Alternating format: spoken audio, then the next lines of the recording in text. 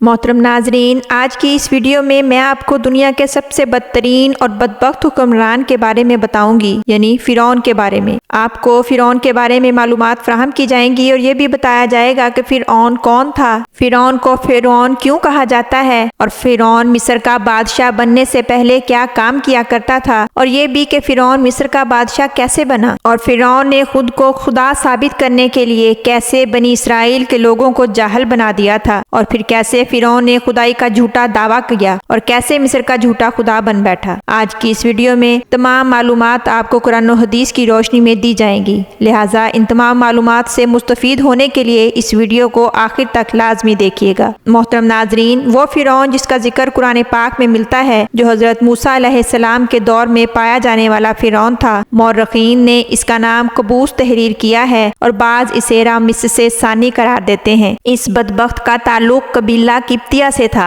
اور اس کی عمر تقریباً 400 سال تھی۔ محترم ناظرین، اس 400 سال کی عمر میں وہ نہ تو کبھی بیمار ہوا، یہاں تک کہ اس کے سر میں کبھی درد تک بھی نہ ہوا، اور نہ ہی اس پر کوئی غالب آ سکا۔ اس کا چہرہ تانبے کی طرح چمکتا تھا، اسی وجہ سے یہودی اس کو قبوس کہہ کر بلاتے تھے۔ فرعون بادشاہ بننے سے پہلے مزدوری کیا کرتا تھا۔ ایک دن اپنی اس محنت مزدوری کی زندگی سے تنگ آ کر اس نے شہر کا رخ کیا۔ وہاں اس کی ملاقات حمان سے ہوئی اور گزرتے دنوں کے ساتھ ساتھ ان کی یہ ملاقات دوستی میں بدل گئی۔ پھر یہ دونوں ملعون کام کی تلاش میں شہر کی طرف چلے گئے۔ وہاں سے فرعون بادشاہ مصر کے دربار میں حاضر ہوا اور اس نے درخواست کی کہ وہ بہت دور سے آیا ہے، غریب ہے، نادار ہے اور اسے کام کی ضرورت ہے، اس لیے مجھ پر مہربانی کریں اور اپنی اس سلطنت میں کوئی کام دے دیں اور مجھے اپنی غلامی میں لے لیں۔ بادشاہ مصر نے کہا، تو کون سا کام کرنا چاہتا ہے؟ تو فرعون نے جواب دیا کہ مجھے مصر کے قبرستان کا نگران بنا دیں اور اس کے بدلے میں فدیے کے طور پر کچھ رقم شاہی خزانے میں جمع کروا دیا کروں گا، اور میری اجازت کے بغیر اس قبرستان میں کوئی بھی مردہ دفن نہ کیا جائے گا۔ یہ بات سن کر بادشاہ مصر نے فرعون کو قبرستان کا نگران بنا دیا۔ محترم ناظرین، اللہ کا کرنا ایسا ہوا کہ اسی سال مصر میں ایک وبا پھوٹی، جس کی وجہ سے لوگ بہت زیادہ تعداد میں مرنا شروع ہو گئے۔ جب فرعون نے یہ دیکھا تو اس نے ہر لاش کے بدلے ان کے ورثہ سے ایک ایک سونے کا درہم لینا شروع کر دیا، اور دیکھتے ہی دیکھتے اس کے پاس بہت زیادہ دولت جمع ہو گئی۔ اب اسے یہ کاروبار بہت ہی منافع بخش لگا۔ اس نے ارادہ کیا کہ مصر کے تمام قبرستانوں کو اپنی زیر نگرانی لے لے۔ چنانچہ اس نے ایسا ہی کیا۔ اب فرعون اپنے وعدے کے مطابق بادشاہ مصر کے خزانے میں بہت سا روپیہ جمع کرواتا، اور فرعون کے اس عمل سے بادشاہ مصر بہت خوش ہوتا۔ اب بادشاہ فرعون کو عزت کی نگاہ سے دیکھنے لگا۔ انہی دنوں مصر کے وزیر کا انتقال ہو گیا۔ فرعون چونکہ بادشاہ کے بہت قریب ہو گیا تھا اور بادشاہ اس کو بہت ہی پسند کرتا تھا، چنانچہ اس نے فرعون کو مصر کا وزیر مقرر کر دیا۔ جیسے ہی اس کو اقتدار ملا، اس نے اپنے دوست حمان کو بھی اپنے پاس بلوا لیا۔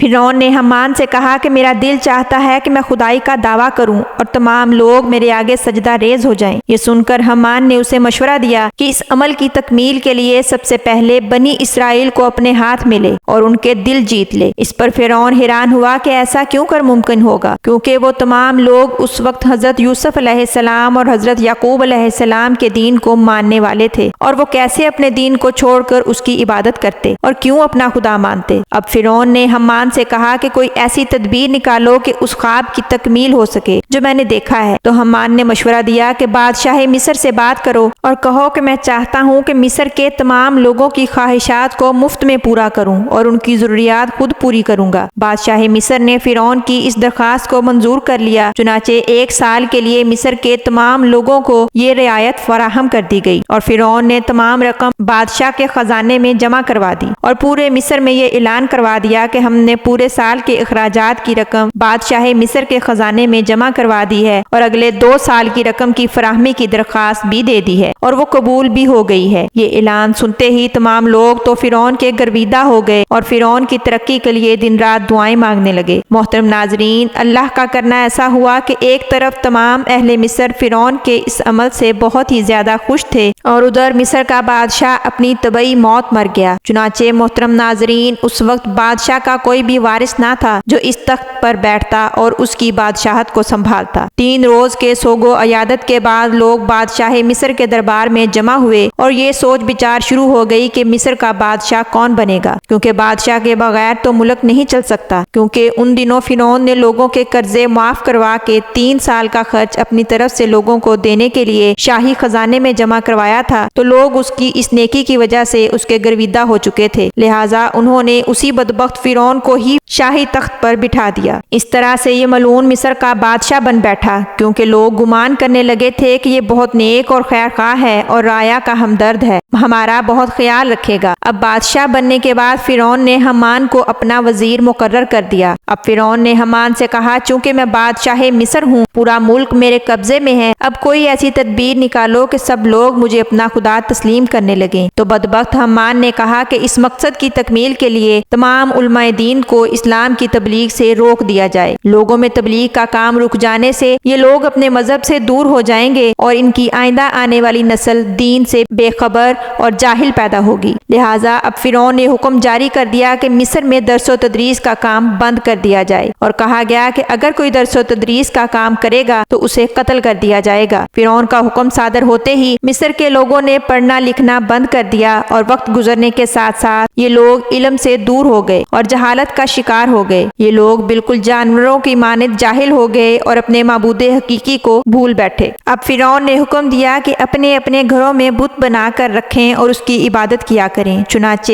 ایک قبطی قوم جو کہ کثیر تعداد میں تھی، اس نے بتوں کی پوجا کرنا شروع کر دی، اور آہستہ آہستہ یہ بت پرستی بڑھتی چلی گئی، اور 20 سال تک یہ سلسلہ چلتا رہا۔ اس کے بعد فرعون نے اعلان کروایا، جس کے الفاظ کا ذکر قرآن پاک میں کچھ اس طرح سے کیا گیا ہے، اور بس لوگوں کو جمع کیا اور لوگوں سے کہا، میں ہوں رب تمہارا سب سے بڑا اور بلند۔ چنانچہ اس اعلان کے بعد جو لوگ پہلے ہی مشرک تھے، ان کو یہ حکم دیا گیا کہ اپنے گھروں میں موجود تمام بتوں کو توڑ دو اور صرف مجھے خدا مانا جائے اور میری پوجا کی جائے۔ اب قبطی قوم نے تمام بتوں کو توڑ دیا اور فرعون کی پوجا شروع کر دی اور اسے اپنا خدا تسلیم کرنے لگے، لیکن قبطی قوم کے علاوہ باقی لوگ جو کہ حضرت یوسف علیہ السلام کے دین کو ماننے والے تھے اور اللہ تعالیٰ کی وحدانیت پر یقین رکھتے تھے، انہوں نے فرعون کو اپنا خدا ماننے سے انکار کر دیا۔ اسی وجہ سے فرعون قبطیوں پر عنایات کی بارش کرتا اور بنی اسرائیل کے مسلمانوں پر طرح طرح کے مظالم ڈھاتا تھا، کیونکہ بنی اسرائیل کی قوم حضرت یوسف علیہ السلام کے دین پر قائم تھی، لہٰذا ان لوگوں کو غلام بنا لیا گیا اور طرح طرح کے مظالم ان پر کیے جانے لگے۔ ناظرین، یہ تھی فرعون کے بادشاہ بننے کی داستان۔